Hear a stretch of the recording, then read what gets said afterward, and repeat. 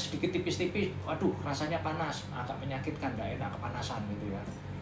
Terus awannya agak mendung-mendung gitu, wah ini enak, sejuk sekali gitu. Tapi satu saat awannya ini berubah lagi, mengandung petir, jedar, hujan terus mengerikan.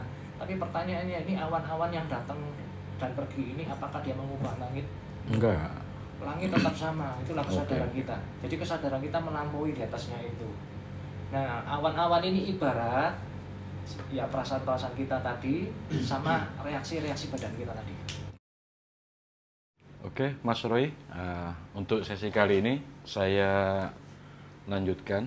Nah, ini langsung aja ya, kita ngobrol-ngobrol tentang seputar backgroundnya Mas Roy. Tadi sempat ngobrol di belakang layar tadi tentang dulunya itu Mas Roy kan pernah belajar tentang meditasi Zen ya? Iya, sempat. Mungkin bisa diceritakan apa itu sih meditasi Zen itu, mungkin terus untuk tujuan manfaatnya itu apakah juga sama dengan meditasi yang lain gitu? Sebenarnya kalau meditasi itu ada dua besar ya. Kalau kita metodenya banyak banget ya, meditasi di semua budaya di seluruh dunia banyak meditasi. Tapi intinya jadi dua besar yang fokus ya, yang fokus sesuatu, ada objeknya, sama satu lagi open awareness. Open awareness ya, kalau bahasanya sekarang mindfulness gitu. Kalau bahasanya yang di Jawa topo ing rame. Topo ing rame, tansah eling lan waspada. Selalu ingat dan waspada saat kita menjalankan aktivitas apapun. Ya, mungkin saya lebih cenderung yang itu. Kalau yang Zen itu kan memang style ya, gaya ya. Dan saya dulu belajarnya juga macam-macam, nggak itu aja gitu loh. Ada berbagai macam jenis meditasi, tapi intinya jadi dua itu aja sih. Jadi kita permudah aja lah supaya teman-teman nggak bingung ya. Oke, ini menarik ketika Mas Roy tadi bilang tentang topo ing rame ya. Topo ing rame. Iya, ini kalau dulu kan topo itu identik kan di hutan, di gunung, di gua gitu, di tempat-tempat yang istilahnya sepi kan. Sepi. Atau di rumah tapi ada ruangan khusus. Yang jelas mungkin suasananya mungkin memang mendukung. Iya, gitu. tidak ada gangguan Nah, dari ketika eksternal. ing rame ini berarti kita aplikasinya dalam sehari-hari ini. Yes, betul. Ya, mungkin bisa dijelaskan toponya kayak apa ini? Bertapa, jadi bedakan antara latihan meditasi sama keadaan meditatif. Sama kayak orang fitness ya. Kita berlatih fitness untuk besarin otot, berarti memperbesar kapasitas otot. Supaya dalam kehidupan sehari-hari kalau saya berhadapan dengan barang-barang yang berat, saya punya kapasitas lebih, jadi ringan kan bebannya. Nah, jadi latihan meditasi itu fitnessnya. Biasanya kalau teman-teman ngomong meditasi kan bayangan di sini lah, ya kayak tadi lah kita ngomong-ngomong ya. Kalau sekarang kita modernnya biar Kita selalu ingat dan waspada. Jadi kesadarannya tetap jalan. Kesadaran itu berarti otak ini yang dilatih. Jadi waktu kita meditasi yang open awareness atau mindfulness itu yang dilatih itu bagian otak secara spesifiknya itu yang bagian depan ini yang tadi kita tadi yang sesi pertama, lobus frontal atau prefrontal cortex kalau bahasanya. Cortex prefrontal. Iya, betul. Berarti otak depan. Yang sini. Iya, yang otak otak depan. Depan. Oke. Kan itu sebenarnya tidak mudah ketika seseorang yang mungkin untuk aplikasi sehari-hari kita berbuat istilahnya topo kan ya, bertapa dalam kehidupan sehari-hari, entah itu mungkin kita sedang mengendarai mobil, motor, sedang jalan, sedang masak, kerja dan lain sebagainya. Itu kan kita mesti cenderung fokus untuk satu pekerjaan tertentu. Nah, biasanya kesadaran ini untuk menyadari awareness-nya itu kan biasa keteteran, tertutupi oleh fokus ketika kita melakukan suatu pekerjaan tersebut. Pertanyaannya mungkin bagaimana caranya atau trik mungkin dari Mas Roy itu kita bisa melakukan itu dengan kesadaran aktivitas apapun. Paling gampang nafas. Jadi kita minimal sadar nafas. Contoh saya ngomong sekarang kayak gini, saya sadar nafas saya, pola saya hirup nafas sama buang nafas. Ini yang paling basic. Dan ini jembatannya kita antara pikiran sadar tetap menyala, dia tetap mengawasi apapun yang terjadi di pikiran bawah sadar sama perilaku dari badan saya. Jadi kuncinya di nafas. Ini yang paling sederhana ya. Berarti kita latihannya mulai dari yang sederhana Dari nafas itu yang ya. sederhana. Nah, Oke, dilanjut. ingat ya, yang topo ingrame yang saya maksudnya tadi ini lebih ke mindfulness. Kalau teman-teman Buddhis itu apa istilahnya vipassana. Kalau Vipassana. yang satunya lagi kan fokus jadi objek. Kalau kita ada satu objek, namanya ini objek nih, saya fokusnya ke sini nih. Pikirannya kan meleng sana tuh. Oke, balik lagi ke sini. Meleng lagi sana, balik lagi ke sini gitu kan. Itu yang dilatih, jadi ngelatih fokus. Nah, ini ada dua otot yang berbeda. Lah, yang satunya lagi kalau topo ingrame ini bukan yang fokus yang sini. Nggak ada objeknya malah multi objek. Kita memperhatikan semuanya tapi kita tidak terlibat. Jadi ada yang ngawasin. Berarti kita cuma mengamati saja. Mengamati apapun yang terjadi, termasuk perilakunya kita, cara berpikirnya kita, seperti itu. Nah, di sini biasanya teman-teman banyak yang terjebak sama dikotomi. Jadi kalau gitu yang tak pakai yang harus fokus atau yang open awareness kayak gitu kan. Nah, kita pakai dua-duanya, dilatih dua-duanya. Kenapa? Dalam kehidupan sehari-hari itu tidak ada yang benar-benar kita harus fokus ini sama ini. Nah, ini berhubungannya yang tadi yang di sesi pertama kan kita sempat nyeletuk ada sistem saraf tidak sadar.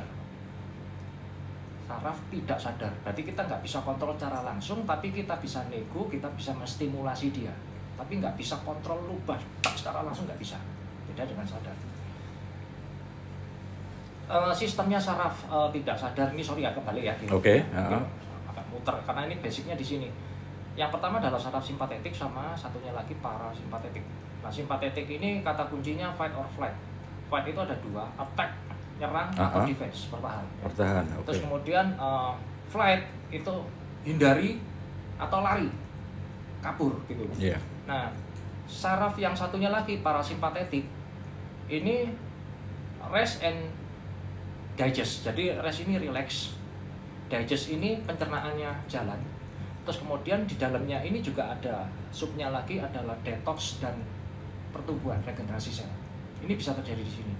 Yang bagus yang mana? Biasanya teman-teman ngomong kalau yang ini setan, yang ini malaikat. No, kita butuh dua-duanya kayak yin yang.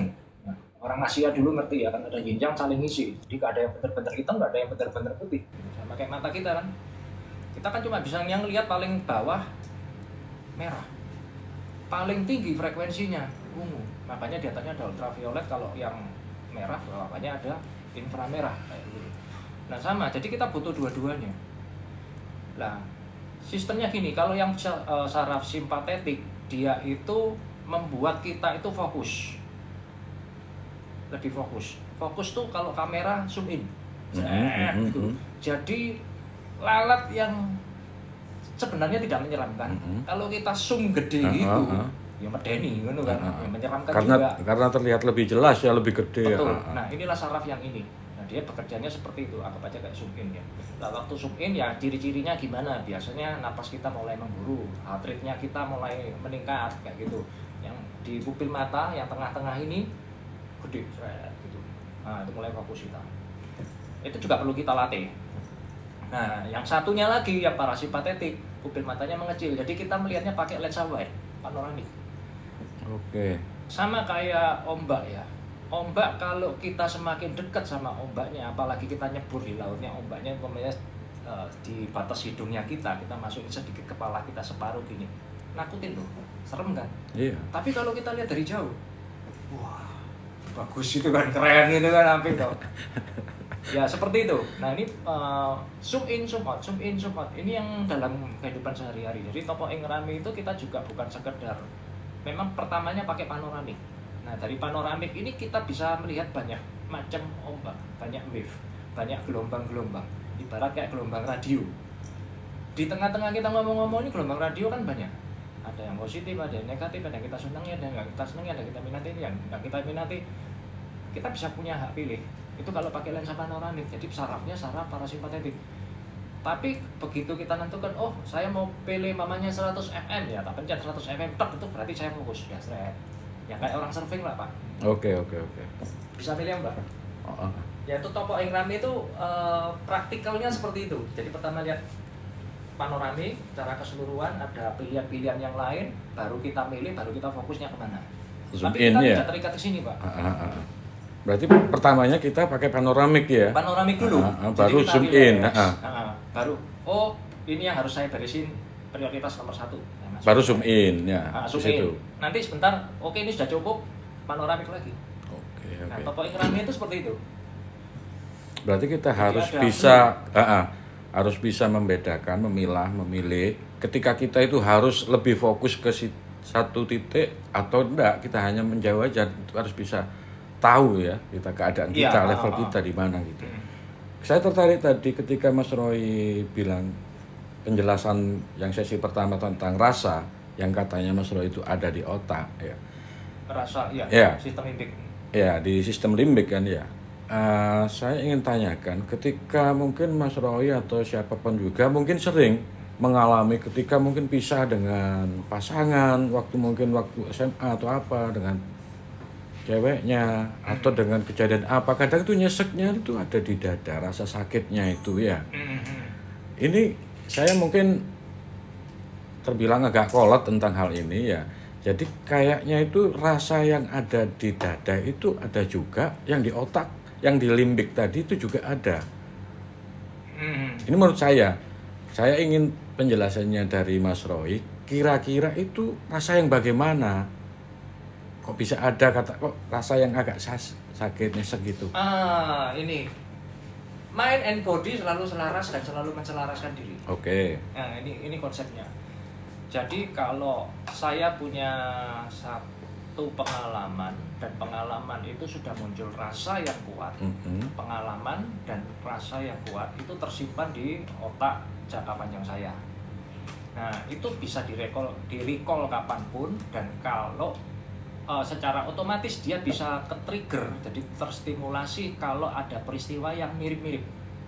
Oke, iya. Nah, biasanya kok tiba-tiba sekonyong-konyong nggak diundang, tiba-tiba bisa rasa yang lama itu, nostalgia, kenangan yang lama itu tiba-tiba pure gitu loh, tanpa diundang gitu kan. Wah, gitu loh. Kenapa? Berarti kalau kita mau menselidiki pakai topok ikrami tadi, jadi kita mundur, kita tidak terlibat, melihat dari jauh, dari jarak kejauhan atau yang lebih tinggi, pasti ketemu. Itu pasti ada satu stimulasi yang sama dengan yang lalu. Karena sistem bawah sadarnya kita kalau menemukan satu stimulasi, dia akan otomatis cari database dulu di bawah sadarnya. Yang tadi di memori jangka panjang, ada nggak pengalaman yang serupa? Oh ada, dia naikkan nomor 1 gitu. Kayak kita nyari file itu, dia muncul nomor 1. Nah, pengalaman ini kan ada rasanya keluar. Nah, rasanya keluar itu rasa itu kan sebenarnya bahasa saraf. Saraf itu tidak mengerti bahasa kayak kita begini. Dia cuma pakai namanya neurotransmitter, jadi bahasa kimiawi saraf. Yeah. Nah, waktu dia mengeluarkan itu, dia kasih tahu ke badan. Ini kan tidak sadar, badannya akhirnya bereaksi, timbullah yang mungkin nyesek sini, atau mungkin kayak menggigil, atau berarti kaku. mengirim rangsangan lewat neurotransmitter tadi berarti ya? Itu bahasa saraf neurotransmitter. Itu cara saraf kita dan badan kita berkomunikasi, cara mind and body kita berkomunikasi. Itu secara bawah sadar. Oke, berarti kalau bisa mengirim ke seluruh badan, ya, seluruh body kita, dari otak kita lewat neurotransmitter tadi, berarti ketika kita dalam keadaan mungkin agak kurang sehat, atau mungkin pas lagi sakit, itu sebenarnya kita bisa istilahnya berpotensi untuk menyembuhkan diri kita sendiri. Nah, sebagai seorang awam ini ya, anggap aja kita ini kan baru aja, enggak tahu, enggak ngerti dunia itu. Bagaimana caranya kita mengelola pikiran kita, otak kita, ketika kita lagi sakit, kurang enak badan, bagaimana kita bisa itu menyehatkan kembali biar fresh lagi gitu. Oke. Dengan kekuatan pikiran kita. Ada hubungannya dengan latihan meditasi dan topok ikrami yang tadi kita bahas. Oke, berarti harus meditasi ini. Ini dia konsep ya. Iya. Teman-teman biasanya terjebak bahwa meditasi itu adalah latihan yang Duduk, bersila gitu ya. Gitu. Ya kayak gitu. Itu hilangkan semua dulu. Hilangkan dulu. Hilangkan itu. Itu pola latihannya. Terus harus bagaimana aturannya, hilangkan dulu. Ini yang penting keadaan meditatifnya. Ya. Jadi Waktu saya merasakan sakit, saya tahu saya sedang merasakan sakit, badan saya sedang sakit. Sensasinya contoh, salah makan. Kemarin makan sambal terasi yang kadaluarsa. Contoh gitu kan. Perutnya kan Mules. goyang dangdut kan. Ya sudah, saya tahu rasanya seperti ini. Wah, sambil begini. Terus kita sadar nafas, kita menyadari seperti itu, dan saya menerima keadaan ini tanpa menghakimi perut saya ini. Itu meditasi, Pak. Penerimaan berarti dulu. Iya, saya menyadari apa yang terjadi saat ini. Ini meditasi sudah. Ini Topo Ingrami itu kayak gini. Jadi menyadari. Jadi lebih baik kalau saya disuruh pilih, teman-teman biasanya tanya, kamu lebih pilih orang baik atau orang berkesadaran? Berkesadaran. Orang berkesadaran itu lebih asik daripada yang orang baik. Karena orang baik belum tentu berkesadaran, Pak. Dia bisa dimanipulasi. Kalau orang berkesadaran, dia bisa memilih. Nah, waktu kita berkesadaran ini artinya kita punya pilihan. Dan saya tidak hanyut sama memori jangka panjang tadi, pengalaman-pengalaman masa lalu yang traumatik yang kebanyakan ngumpulnya itu di bawah umur 10 tahun. Ya, itu nanti penjelasannya ada sebenarnya. Prefrontal cortex-nya kita, akal budinya kita, higher self-nya kita, super ego-nya kita, yang fokusnya yang di otaknya bagiannya di sini ya. Otak depan ya. Sekarang sudah diketahui bagiannya di sini. Itu berkembangnya mulai sekitar 7-8 tahun tuh mulai berkembang sampai nanti umur 22-25 tahun ya sudah jadi kayak kita gini, sudah mentok dah full. Nah, di bawah 10 tahun itu berarti kita kekuatan dan kemampuan untuk menganalisa, untuk memilih masih sangat minim. Makanya kita langsung copy paste, langsung telan habis-habis apa yang dilihat, apa yang dialami, apa yang dirasakan. Terus mungkin kebanyakan dari keluarga ya, dari orang-orang terdekat waktu kita kecil, itu ditelan mentah-mentah tanpa dianalisa, tanpa ada namanya critical area. Jadi tidak dipertimbangkan, telan mentah-mentah. Kebanyakan asalnya dari sana. Lah, waktu kita setelah di atas 22-25 tahun, semua yang kita hadapi, kita masih bisa mikir dulu, ini gunanya. Analisa. Nah, makanya orang dewasa dikatakan emosinya jauh lebih stabil secara umum. Ya seperti itu.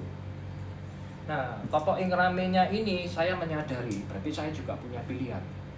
Saya tidak terikut seperti itu. Kenapa kok perut saya sakit? Perut saya sakit ini karena ini mekanisme badan saya yang cerdas sebenarnya. Ini pilihan yang lain ya.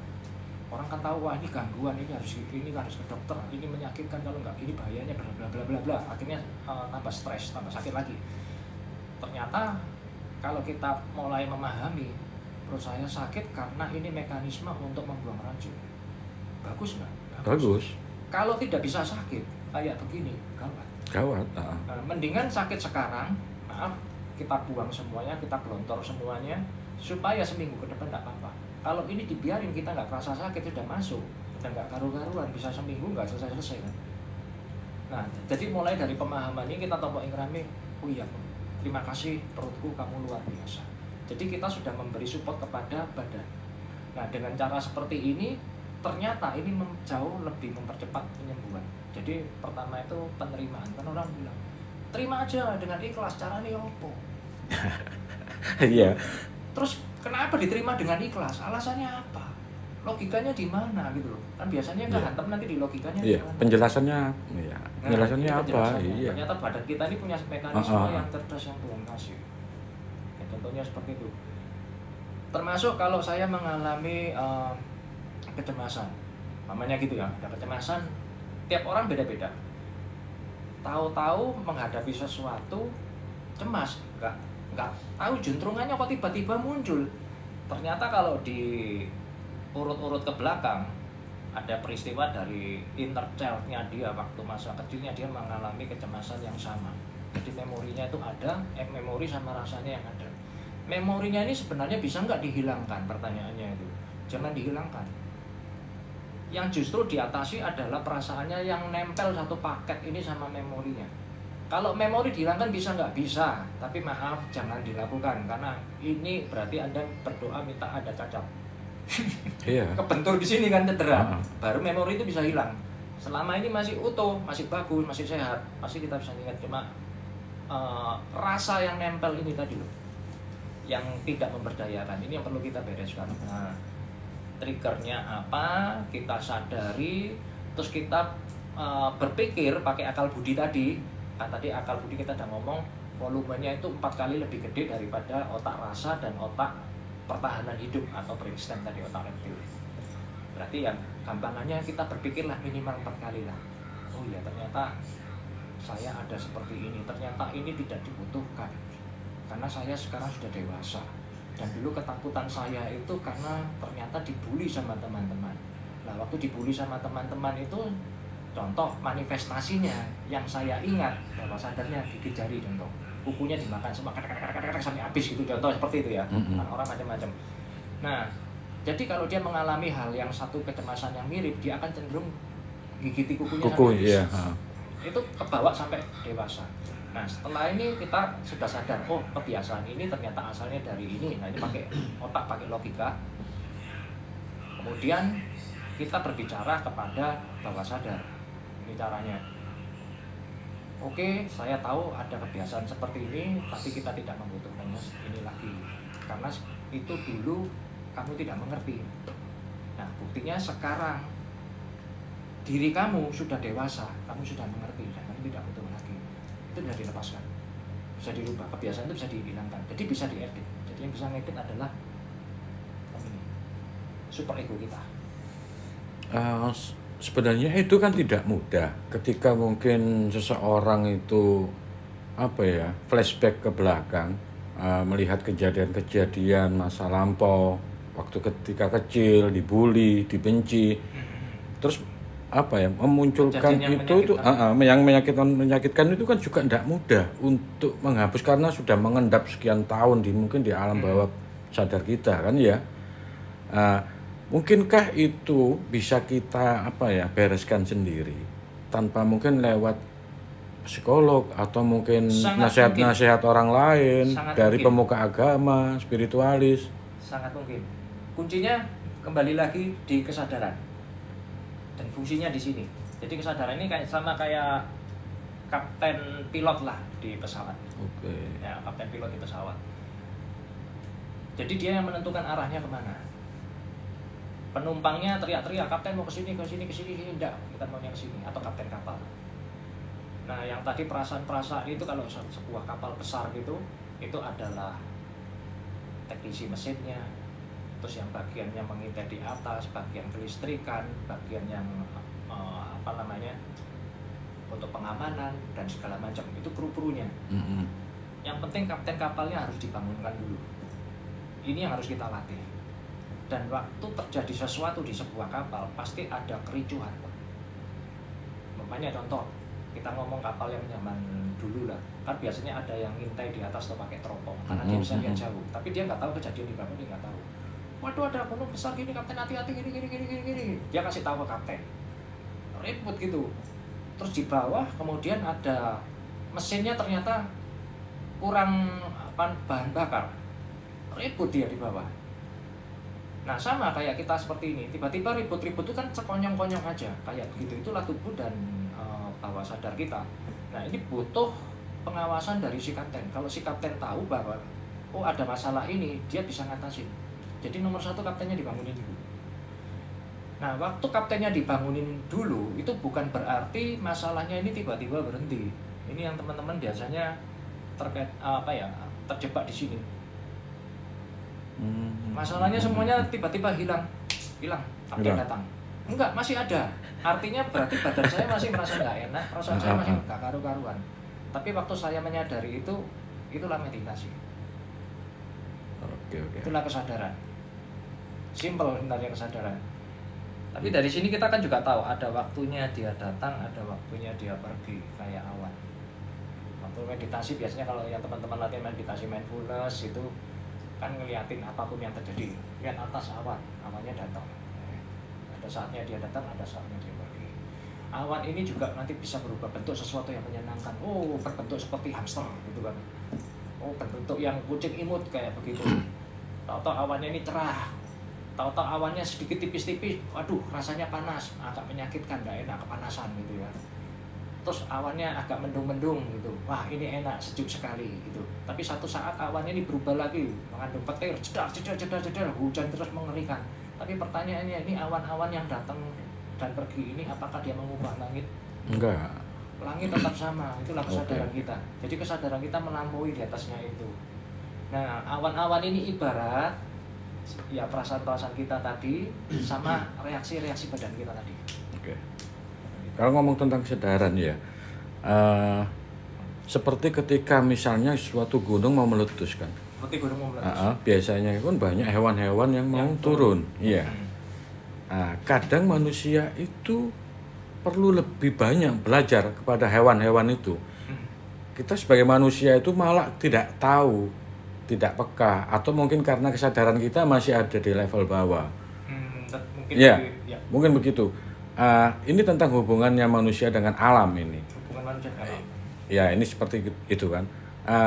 Yang ingin saya tanyakan, bagaimanakah nanti itu istilahnya bisa menggali kesadaran kita agar kita bisa tahu atau bahkan menyatu dengan alam, sehingga kalau mau terjadi apa-apa, entah bencana, Contoh kita tsunami konteksnya atau apa, nah itu kita bisa mendeteksi.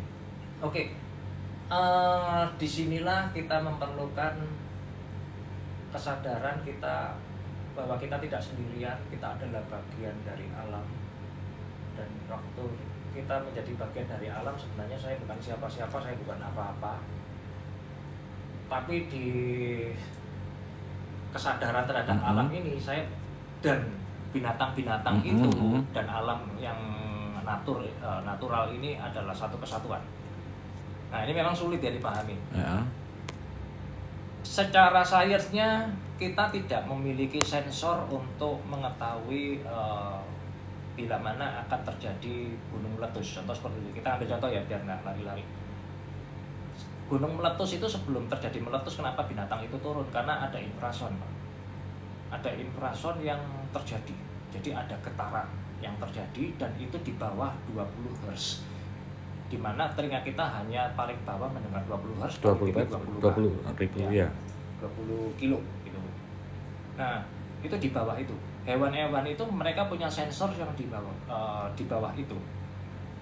Nah, waktu kita dekat dengan alam, kita akrab dengan hewan-hewan seperti itu, kita tahu perilakunya. Jadi pertama, sebelum akrab kita harus kenalan dulu. Saya merasa aman dengan si hewan. Contoh ini hewan ya. Kalau dia mendekat, saya merasa aman. Kalau saya merasa nggak aman, kan gitu. Nah, ini saya merasa aman dulu. Waktu merasa untuk membiasakan supaya aman dulu, ini butuh satu proses. Saya harus menahan diri, berdiam di sini untuk mengamati. Kemudian ini datang, badan saya masih gemeter-gemeter, masih sempriwing, ini apa ya? Gitu kan. Sampai badan saya terbiasa, akhirnya tahu, oh aman, biasa. Nah, kalau sudah terjadi seperti ini, lama-lama kita timbul satu keakraban. Oh, sama kayak berteman lah. Ini sopo sih orang ini kok medeni, mengerikan kayak gini, kok sangar ini. Ternyata baik hatinya kan gitu. Setelah kenal-kenal, akhirnya jadi sohib. Nah, jadi sohib ini berarti kita sudah akrab dengan alam. Nah, hewan-hewan itu juga gitu, mereka punya perilaku. Dan ingat, hewan-hewan ini kebanyakan mereka otaknya otak mamalia, kalau dia mamalia, atau kalau burung sama reptil ya otaknya otak reptil. Kecenderungannya sama. Seperti itu. Tapi manusia kan juga ada. Ada. Basic daripada manusia. Betul, Iya. kita nggak punya sensornya. Begini, sebenarnya manusia itu punya potensi semua. Punya potensi semua. Nah, dari mereka-mereka ini kadang-kadang kita melihat kalau sudah merasa akrab, perilakunya mereka kita bisa tahu. Oh, ternyata ini ada sesuatu bahaya. Oh, ini mamalia yang biasanya kalau ada bencana alam tuh mamalia dulu yang turun. Sama burung. Kita justru kan nunggu tanda-tanda itu dari hewan-hewan itu baru kita bisa merespon. Waktu mereka nanti Iya. kita bisa tahu, Pak. Kalau udah akrab. Oke. Yaitu keakraban dengan alam ya. Oke, siap. Saya lanjutkan ini tadi Mas Roy kan bilang tentang masalah mengedepankan kesadaran ini ya. Iya. Ketika kita misalnya dihadapkan suatu kasus, entah itu teman atau saudara yang mungkin datang mau minta tolong pinjam duit. Nah, ini kita mau ngasih, ini logika kita ya yang bicara. Kita mau ngasih duit kita untuk ini. Semuanya ada nanti, anggarannya kan ada nanti. Terus kalau kita nggak ngasih, rasa kita nggak enak. Orang Jawa kan nggak enak, piye kok sungkan. Nah, iya. Nah, cara untuk mencari titik temunya ini bagaimana menurut Mas Roy? Dipikir, Iya. pakai logika. Berarti mengedepankan logika ya? Iya, kalau sudah masalah ngambil keputusan itu tugasnya lobus frontal. Kalau untuk Jadi kasus, jangan asal kintir. berarti semua keputusan itu harus mengedepankan logika. Bukan mengedepankan logika saja.